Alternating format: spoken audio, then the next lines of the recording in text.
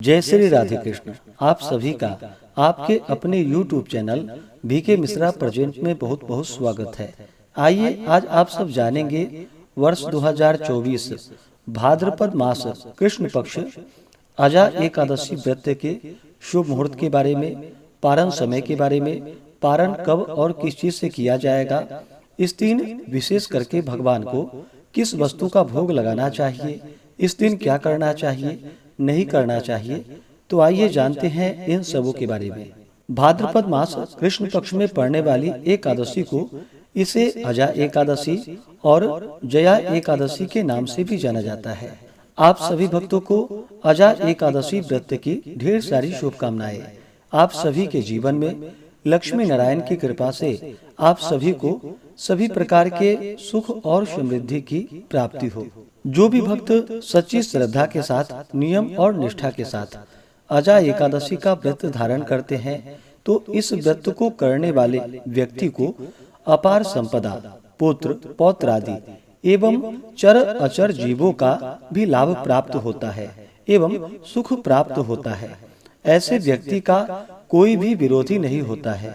जो इस व्रत को करता है वह अच्छे सम्मान पाने का अधिकारी होता है तथा इस व्रत के प्रभाव से व्रत में नियमों का पालन करने से, कथा श्रवण करने से, जो कि अश्वमेध यज्ञ के बराबर पुण्य फलों की प्राप्ति होती है। एकादशी का व्रत जो कि प्रत्येक माह के कृष्ण पक्ष और शुक्ल पक्ष की एकादशी तिथि के दिन इस व्रत को धारण किया जाता है, इसे एकादशी या 11 व्रत के नाम से जाना जाता है।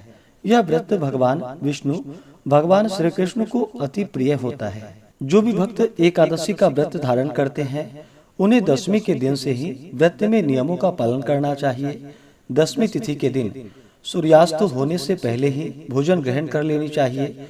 उस दिन शुद्ध और सात्विक आहार ग्रहण करनी चाहिए। दशमी तिथि के दिन हविष्यान्न भोजन ग्रहण किया जाता है, जो कि जौ, गेहूं, मूंग, गौघृत, शक्कर, काली मिर्च आदि का प्रयोग करते हुए भोजन ग्रहण करना चाहिए और सूर्यास्त होने से पहले ही अपने दांतों को अच्छे प्रकार से साफ कर लेनी चाहिए। रात्रि में ब्रह्मचर्य का पालन करते हुए एकादशी व्रत का स्मरण करते हुए सोना चाहिए और एकादशी की सुबह ब्रह्म मुहूर्त में उठ करके नित्य क्रियाओं से निवृत्त होकर के गंगा नदी में या घर के नहाने के पानी में थोड़ा सा गंगा जल मिला करके स्नान करना चाहिए। शुद्ध वस्त्र धारण करना चाहिए।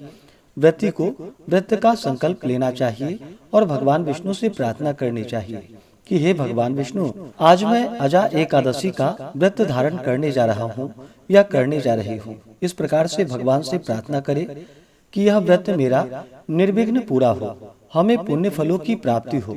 आपके मन में जो भी इच्छा हो, जो भी कामना हो, वह भगवान विष्णु से कहें। और एकादशी तिथि के दिन जो कि दिन रात्रि उपवास रहते हुए व्रत को धारण करे। जो उपवास नहीं रह पाते हैं, जिनका स्वास्थ्य सही ना हो, तो आप एक समय फलाहार ग्रहण करें।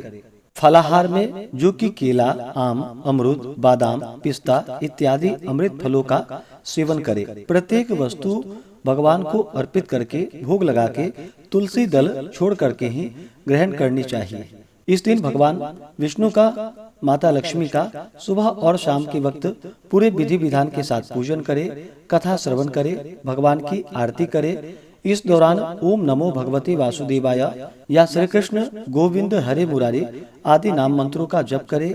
एकादशी की रात्रि जहाँ तक हो सके जागरण करते हुए समय को व्यतीत करे और द्वादशी की सुबह उठ करके स्नान करके शुद्ध वस्त्र धारण करके भगवान का पूजन और आरती कर ले। इसके बाद ब्राह्मणों को भोजन करवाए, ब्राह्मणों को दान और दक्षिणा दे और फिर समय के अनुसार व्रत का पारण करना चाहिए। तो आइए जानते हैं भाद्रपद मास कृष्ण पक्ष अजा एकादशी व्रत के शुभ मुहूर्त पारण समय के बारे में। एकादशी तिथि प्रारंभ समय जो कि 28 अगस्त 2024 दिन बुधवार रात्रि 1:22 और एकादशी तिथि की जो समाप्ति है वह 29 अगस्त 2024 दिन गुरुवार रात्रि 1:40। तो हमें शुद्ध रूप से व्रत के लिए जो समय प्राप्त हो रहा है वह समय सभी भक्तजन 28 अगस्त को 10वीं दिन के नियमों का पालन करेंगे। 29 अगस्त गुरुवार के दिन व्रत को धारण करेंगे और व्रत का पारण जो कि 30 अगस्त 2024 दिन शुक्रवार को किया जाएगा।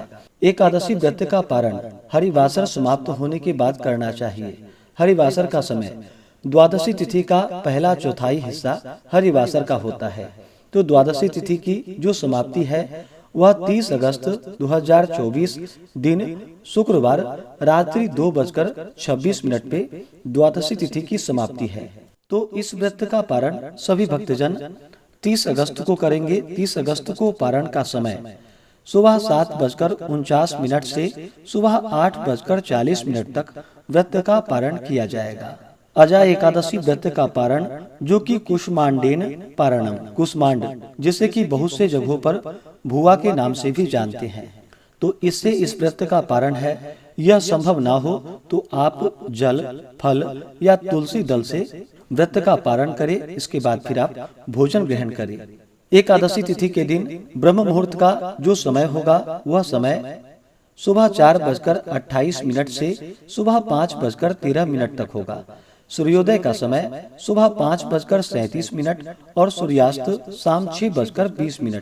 29 अगस्त को राहु काल का जो समय है वह समय दोपहर 1:34 से दोपहर 3:09 तक और 30 अगस्त को राहु काल का समय सुबह 10:30 से सुबह 11:58 तक है। राहु काल समय के दौरान कोई भी शुभ कार्य या नया कार्य नहीं करना चाहिए, इस बात का ध्यान रखिए। एकादशी तिथि के दिन योग जो कि सिद्धि योग होगा शाम 6:18 तक। उसके बाद व्यतिपात योग होगा। इस दिन सर्वार्थ सिद्धि योग भी बन रहा है जो कि शाम 4:39 से अगले दिन सुबह 5:58 तक सर्वार्थ सिद्धि योग होगा। नक्षत्र जो कि आद्रा नक्षत्र शाम 4:39 तक। उसके बाद पुनर्वसु नक्षत्र। तो इस दिन भगवान का पूरे विधि विधान के साथ पूजन करना चाहिए। इस दिन भगवान विष्णु का जल से अभिषेक करे, पंचामृत से अभिषेक करे, शुद्ध गंगा जल से अभिषेक करे, भगवान को पीला वस्त्र अर्पित करे, यज्ञोपवीत चढ़ाएं। इसके बाद जल से आचमनी करवाएं, भगवान को पीला पुष्प अर्पित करे, तुलसी दल अर्पित करे, चंदन रोली अर्पित करे, खास करके पीले चंदन का प्रयोग करें। भगवान विष्णु को अक्षत नहीं चढ़ाया जाता है, इस बात का ध्यान रखिए। तो अक्षत की जगह भगवान को काले तिल अवश्य ही अर्पित करनी चाहिए। इसके बाद फिर धूप और दीप दिखाएं, अनेक प्रकार का नैवेद्य भगवान को अर्पित करें।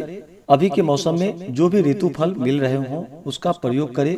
दूध से बने हुए वस्तुओं का भगवान को भोग लगाए। इस दिन विशेष करके भगवान विष्णु को बादाम व छुहारे का अवश्य ही भोग लगाना चाहिए और इसे प्रसाद के रूप में ग्रहण भी करनी चाहिए। इससे अनंत फलों की प्राप्ति होती है।